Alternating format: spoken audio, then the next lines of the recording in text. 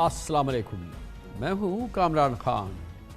आज supreme court of Pakistan में chief justice of Pakistan जनाब जस्टिस काजी फाइज ईसा और साबिक वज़ीर आज़म इमरान खान के दरमियान एक तारीखी मुकालमा हुआ है।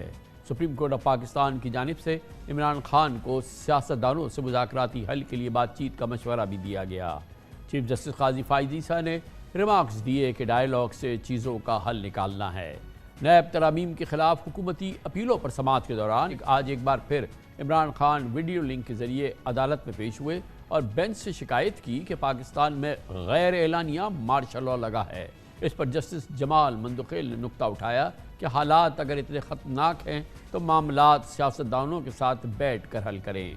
उनका कहना था कि जब आग लगी हो तो ये नहीं देखते कि कोई पाक है या नापाक है, बल्कि पहले मिलकर आग बुझाते हैं। जस्टिस जमाल मंदुखेल ने मुतनब्बे किया कि मुल्क को कुछ हुआ तो अदलिया नहीं, सियासतदान जिम्मेदार होंगे। आज चीफ जस्टिस जनाब जस्टिस काजी फाइज ईसा की सरबराही में 5 रुकनी लार्जर बेंच ने तकरीबन 7 घंटे तक नैब तरामीम के खिलाफ हुकूमती अपील्स पर समाअत के बाद फैसला महफूज कर लिया है। इमरान खान ने वीडियो लिंक के जरिए अपने दलाइल मुकम्मल किए। जस्टिस अतहर मिनल्ला और जस्टिस जमाल मंदुखेल ने दूर रक्स रिमार्क्स दिए। बादियो नज़र में अदालती माहौल में अफाम तफहीम का तासुर सामने आया।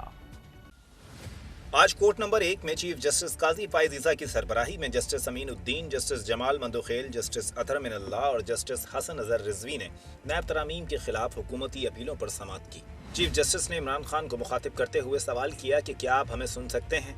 हाँ में जवाब पर चीफ जस्टिस ने कहा कि प्लीज आप नैब केस से मुतालिक ही बात कीजिए, आप जेल में अपने हालात से मुतालिक गुफ्तगू करने लग जाते हैं। इस पर इमरान खान ने सवाल किया कि मुझे एक चीज समझ नहीं आई, आपने पिछली समाअत के फैसले में लिखा कि मैंने सियासी पॉइंट स्कोरिंग की। इमरान खान ने कहा कि मुझे तकलीफ हुई जब कहा गया कि मैं गैर जिम्मेदार किरदार का हामिल हूँ, इसलिए अदालती कार्रवाई बराह रास्त नशर नहीं की जाएगी। इस पर चीफ जस्टिस काजी फाइज ईसा ने रिमार्क्स दिए कि जज अपने फैसले की वजाहत नहीं दिया करते, कोई एतराज है तो आप नजरसानी दायर कर सकते हैं। इमरान खान ने कहा कि मैं नैब तरामीम केस में हुकूमती अपील की मुखालफत करता हूँ। जस्टिस हसन अजहर रिजवी ने इस्तफसार किया कि आपने पार्लियामेंट में बैठकर क्यों नैब बिल की मुखालफत नहीं की। इमरान खान ने कहा कि मैं कहता हूँ नैब का चेयरमैन सुप्रीम कोर्ट तैनात करे, क्योंकि हुकूमत और अपोजिशन में इत्तेफाक नहीं होता तो थर्ड एम्पायर चेयरमैन नैब तैनात करता है और नैब उसके बाद थर्ड एम्पायर के मातहत ही रहता है। बानी पीटीआई ने साइफर केस का हवाला देना चाहा तो चीफ जस्टिस काजी फाइज ईसा ने रोक दिया और कहा कि साइफर केस में शायद अपील हमारे सामने आए। बानी पीटीआई ने कहा कि नैब हमारे दौर में भी हमारे मातहत नहीं था। जस्टिस जमाल मंदुखेल ने मालूम किया कि आप क्या कहते हैं कि पार्लियामेंट नैब कानून में तरमीम कर सकती है या नहीं। इमरान खान ने जवाब दिया कि फॉर्म 47 वाले तरमीम नहीं कर सकते। जस्टिस अतहर मिनल्ला ने बानी पीटीआई को मुखातिब करते हुए कहा कि खान साहब बदकिस्मती से आप जेल में हैं, आपसे लोगों की उम्मीदें हैं। जस्टिस अतहर मिनल्ला ने कहा कि खान साहब शायद आपने मेरा नोट नहीं पढ़ा, नैब से मुतालिक आपके बयान के बाद बाकी क्या रह गया है। इस मौके पर जस्टिस जमाल मंदुखेल ने रिमार्क्स दिए कि जेल में जाकर तो बानी पीटीआई में मजीद मैच्योरिटी आई है। इमरान खान ने कहा कि मैं इस वक्त नैब को भुगत रहा हूँ, मैं जेल में हूँ, तरमीम बहाल होने से मेरी तो आसानी हो जाएगी मगर मुल्क का दिवालिया हो जाएगा। जस्टिस जमाल मंदुखेल ने कहा कि इमरान खान आपकी बातें मुझे खौफजदा कर रही हैं, हालात इतने खतरनाक हैं तो सियासतदानों के साथ बैठकर मसला हल करें। इमरान खान ने कहा कि हम सब आपकी तरफ देख रहे हैं। जस्टिस जमाल मंदुखेल ने जवाब दिया, हम आपकी तरफ देख रहे हैं और आप हमारी तरफ देख रहे हैं। जस्टिस अतहर मिनल्ला ने पीपल्स पार्टी के सेनेटर फारूक नाइक की तरफ देखते हुए कहा कि नाइक साहब आपकी भी जिम्मेदारी है। फारूक नाइक ने जवाब दिया, हमने हमेशा अपने दरवाजे खुले रखे हैं। चीफ जस्टिस ने इमरान खान को मुखातिब करते हुए रिमार्क्स दिए कि हम सियासी बात नहीं करना चाह रहे थे मगर आपको रोक नहीं रहे, क्योंकि डायलॉग से कई चीज़ों का हल निकलता है। ख्याल रहे पीपल्स पार्टी और नून लीग की जानिब से मुतअद्दिद बार सियासी बहरान का मुज़ाकराती हल निकालने की पेशकश की जाती रही है, मगर हालिया दिनों में दोनों जमातें एक बार फिर मुसलसल डायलॉग की अहमियत पर जोर देती नजर आई।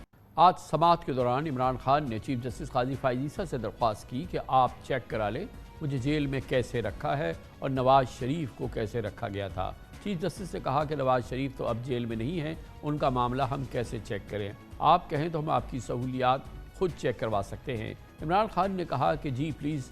इस पर चीफ जस्टिस ने कहा कि हम किसी को सरप्राइज़ विजिट पर भेजेंगे और हुकूमत को नहीं बताएंगे। गैर मामूली बात यह है कि समाअत मुकम्मल करते हुए आज चीफ जस्टिस काजी फाइज ईसा ने बानी पीटीआई की तारीफ़ की और कहा कि आप तहम्मुल से सारा दिन बैठे रहे, आपने केस पर अपना इनपुट भी दिया, आपका शुक्रिया। अहम बात यह भी है कि बेंच की जानिब से केस की बराह रास्त नशरियात न दिखाए जाने के बावजूद आज लम्हा ब लम्हा अदालती कार्रवाई रिपोर्ट हुई है। केस की गुज़िश्ता समाअत बराह रास्त नशर न करने पर जस्टिस अतहर मिनल्लाह ने ज़बरदस्त इख्तलाफी नोट लिखा है, जिस पर जस्टिस अतहर मिनल्लाह ने चीफ जस्टिस काजी फाइज़ ईसा समेत 4 जजेस के फैसले से खुलकर इख्तलाफ किया है और अपने दलाइल दिए हैं। जस्टिस अतहर मिनल्लाह ने 13 सफ़ात पर मुश्तमिल इख्तलाफी नोट में लिखा है कि बुनियादी हुकूक के तहफ़्फ़ुज़ के लिए केस बराह रास्त नशर करना जरूरी है। नैब तरमीम केस पहले बराह रास्त नशर हो चुका है। जस्टिस अतहर मिनल्लाह ने कहा कि इमरान खान मुल्क की बड़ी सियासी जमात के सरबराह हैं, उनको लाइव दिखाना किसी कानून की खिलाफ वर्जी नहीं। उनका कहना था कि बराह रास्त नशरियात के पायलट प्रोजेक्ट की कामयाबी के बाद 184(3) के तमाम मुकदमात बेंच 1 से लाइव दिखाए गए। नैब तरमीम केस में अपील भी 184(3) के केस के खिलाफ है। जस्टिस अतहर मिनल्लाह ने लिखा कि जुल्फ़िकार अली भुट्टो को जब फांसी दी गई वो आम कैदी नहीं थे। बेनज़ीर भुट्टो और नवाज शरीफ भी आम कैदी नहीं थे। साबिक वज़राए आज़म शाहिद खाकान, नवाज शरीफ, यूसुफ रज़ा गिलानी को अवामी नुमाइंदा होने पर तज़लील का निशाना बनाया गया। इमरान खान भी आम कैदी नहीं है, बल्कि बानी PTI के कई मिलियन पैरोकार हैं। हालिया आम इंतखाबात के नताइज इसका सबूत हैं। इख्तलाफी नोट में जस्टिस अतहर मिनल्लाह ने कहा कि ये तासुर है कि एस्टेब्लिशमेंट और अदलिया के गठजोड़ की वजह से मुंतखब अवामी नुमाइंदों से बदसलूकी की जाती है। गैर इम्तियाजी सलूक की वजह से अवाम की नज़र में नैब की साख और गैर जानिबदारी को शदीद नुकसान पहुँचा। नैब कानून के सबब लोगों को कई माह हत्ता के कई साल गिरफ्तार रखा गया। नैब की वजह से मुल्क को नाकाबिले तलाफी नुकसान पहुँचा। नैब की वजह से शाहिद खाकान अब्बासी, नवाज शरीफ, यूसुफ रज़ा गिलानी की न सिर्फ तजलील की गई बल्कि उनका वकार भी मजरू किया गया। जस्टिस अतहर मिनल्लाह ने लिखा कि इमरान खान ने साबिक army chief general Qamar Javed Bajwa को एक इंटरव्यू में सुपर किंग करार दिया। नवाज शरीफ ने कहा कि पार्लियामेंट को कोई और चला रहा था। कमर जावेद बाजवा ने इन बयानात की तस्दीक भी की और अपने इदारे की सियासत में मुदाखलत को तस्लीम भी किया। आज की समाअत के बाद इस केस पर फैसला महफूज कर लिया गया है। बहुत ही कलीदी समाअत, तारीख़ी हमने इसमें लम्हात देखे। इमरान खान का मुकालमा चीफ जस्टिस ऑफ पाकिस्तान से, सुप्रीम कोर्ट के जज साहिबान से, यकीनन ये एक बहुत बड़ी डेवलपमेंट थी। इस पर बात करते हैं और इसके लिए आज हमने दावत दी है जनाब बैरिस्टर अली ज़फ़र को, जो कि पार्लिमानी लीडर हैं सेनेट में पाकिस्तान तहरीक इंसाफ के, और फिर हमारे साथ जनाब फ़ारूक इशनाइक भी होंगे, पाकिस्तान के सीनियर कानूनदान और पाकिस्तान पीपल्स पार्टी से वाबस्ता सीनियर तरीन कानूनदान। पहले बैरिस्टर अली ज़फ़र साहब ये फरमाइएगा कि बहुत ही एक्स्ट्रॉर्डनरी आज की समाअत, एक्स्ट्रॉर्डनरी वहाँ पे लम्हात, इमरान खान की वीडियो लिंक पे मौजूदगी, बेंच के साथ उनका मुकालमा, चीफ जस्टिस के साथ मुकालमा, बेंच के दूसरे अरकान के इमरान खान के साथ सवाल जवाब, इस पूरे का नतीजा क्या निकल रहा है? हमने एक ये चीज़ देखी कि बेंच का बड़ा इसरार रहा शायद कि इस तमाम मामले का सियासतदान मुज़ाकराती हल ढूंढे। ये वो हल है जिसे इमरान खान हमेशा रद्द करते रहे हैं। ओवरऑल पहले तो आज की समाअत के हवाले से ये केस किस जानिब बढ़ रहा है, क्योंकि अब इसका फैसला महफूज हो गया है। जी कामरान साहब, सबसे पहले तो मैं अतहर मिनल्लाह साहब का जो इजाफी नोट था जो उन्होंने लिखा, जो आपने जिसका जिक्र भी किया, उसके ऊपर आऊँगा। बहुत अच्छा होता, बहुत ही अच्छा होता, और ये हमारी उम्मीद थी इस बेंच से कि इमरान खान साहब को लाइव सुनाया जाता, क्योंकि उनका पिछले 1 साल से कोई ताल्लुक, कोई वास्ता नहीं रह सका, सिवाय ट्विटर अकाउंट या जो प्रेस के मीडिया वालों से कुछ बात करते हैं वो जेल में, उसके अलावा कोई राब्ता नहीं है अवाम से। और वो पाकिस्तान की सबसे बड़ी पार्टी के सबसे मकबूल लीडर हैं। ये एक मौका था जहां जिस तरह अतहर मिनल्लाह साहब ने भी कहा कि एक फंडामेंटल राइट है, एक हक था उनका कि वो लाइव उसकी प्रोसीडिंग्स की रिकॉर्डिंग, और जो मुकालमा हुआ जज साहिबान के दरमियान और इमरान खान साहब के दरमियान, कौम सुनती उसको और देखती और फिर उसको जज करती। लेकिन बहरहाल वो नहीं हुआ। इस केस के 2 पहलू हैं। एक तो मेरिट्स पे क्या फैसला होता है वो अपनी जगह, लेकिन जो ज़्यादा अहमियत थी वो ये थी कि जो इमरान खान साहब ने बातें की, जो अदालत के साथ गुफ्तगू हुई, एक तरह इसको डायलॉग का मैं एक लक़ब देता हूँ। ये कोई बहस नहीं थी केस के बारे में, ये एक तरह से सियासी डायलॉग था जजेस और PTI के जो चेयरमैन हैं उनके दरमियान। और ये बड़ा इंटरेस्टिंग था क्योंकि इसमें नज़र आता है कि जज साहिबान का कम से कम जो इस बेंच पे थे, उनका एक व्यू पॉइंट ये है कि ये सियासी मामले हम नहीं सॉल्व कर सकते, ये हमारा बस की बात नहीं है, ना हमारा ये मैंडेट है, ये सियासतदानों को बैठ के ये बात करनी चाहिए और इसका सलूशन ढूंढना चाहिए। ये बात बहुत अच्छी है, और लोग भी कह रहे हैं, आपके न्यूज़ मीडिया वाले भी कह रहे हैं, जो ये कहते हैं कि मुज़ाकरात होने चाहिए। मैं भी उस पर यकीन रखता हूँ कि पॉलिटिशियंस को, सियासतदानों को आपस में बैठ के, सियासी जमातों को आपस में बैठ के डायलॉग करना चाहिए।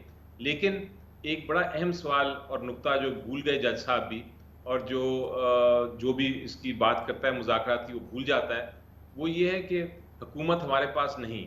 हुकूमत पहले एक माहौल क्रिएट करे।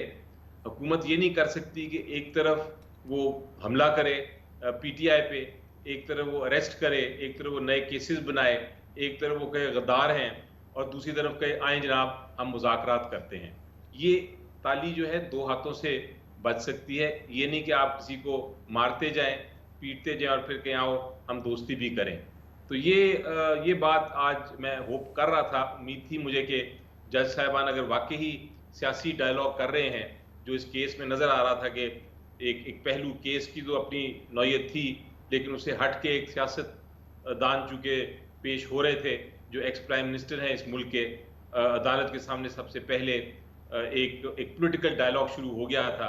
तो उस लिहाज से उम्मीद ये थी कि सुप्रीम कोर्ट ये ज़रूर कहेगा कि जनाब हम कुछ एक्शन लेते हैं, कि ये अगर डायलॉग का हमने माहौल बनाना है तो हम वो बनाते हैं, और हमारे आपके साथ जो ज़्यादतियाँ हो रही हैं हम उस पर सुओ मोटो नोटिस लेके उसको ख़त्म करते हैं। तो ये एक बड़ा, अली ज़फ़र साहब, ये तो हो गया वो पहलू जो कि ज़ेर बहस नहीं था। ये एक नैब तरमीम के ख़िलाफ़ इमरान खान की अपील है जिसकी समाअत हो रही थी।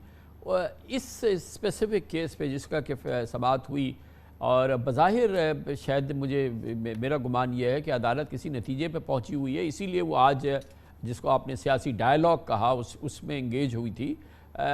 उस केस की स्ट्रेंथ कैसी लग रही है आपको? फ़ैसले के हवाले से क्या तवक्कुआत हैं, क्या चीज़ है? ज़ाहिर है कि ये एक इम्पॉर्टेंट केस है नैब तरमीम के ख़िलाफ़, और ज़ाहिर है कि हुकूमत बहुत ही वीक ग्राउंड पे खड़ी है, क्योंकि PMLN की वो हुकूमत है जिसका तो मंशूर ये है कि वो नैब को ख़त्म कर देगी।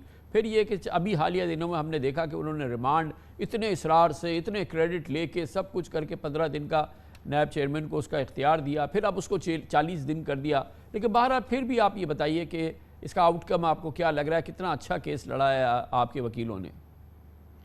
आज ख्वाजा हारिस साहब पेश हुए इसमें। जी, मेरिट पे है जहाँ तक ताल्लुक इस केस का, तो आपको याद होगा कि ये केस एक तरह से फैसला हो चुका हुआ है इसका, और वो जो नैब की तरामीम हैं उनको कलअदम करार दे दिया गया है, और अब ये उसी सुप्रीम कोर्ट के फैसले के ख़िलाफ़ ही ये एक अपील है। तो बज़ाहिर तो जो हमने देखा है नॉर्मल कोर्स में, तो अदालत अपने ही फैसले को तब्दील नहीं करती, यानी सुप्रीम कोर्ट हाई कोर्ट के फैसले को तो ज़रूर तब्दील कर देती है, लेकिन अपने ही फैसलों पे नज़रसानी कम करती है। बहरहाल ये चूँकि नज़रसानी नहीं है, ये एक अपील है, तो हो सकता है अदालत इसको एक किसी ऐसे पॉइंट पे पहुंची है जहां शायद कुछ तरामीम को वो एक्सेप्ट कर ले और कुछ तरामीम को ना एक्सेप्ट करे। मुझे इल्म नहीं है ऑब्वियसली कि क्या फैसला होगा, कुछ भी हो सकता है, लेकिन ये एक गेस वर्क है ये, क्योंकि अब फैसला में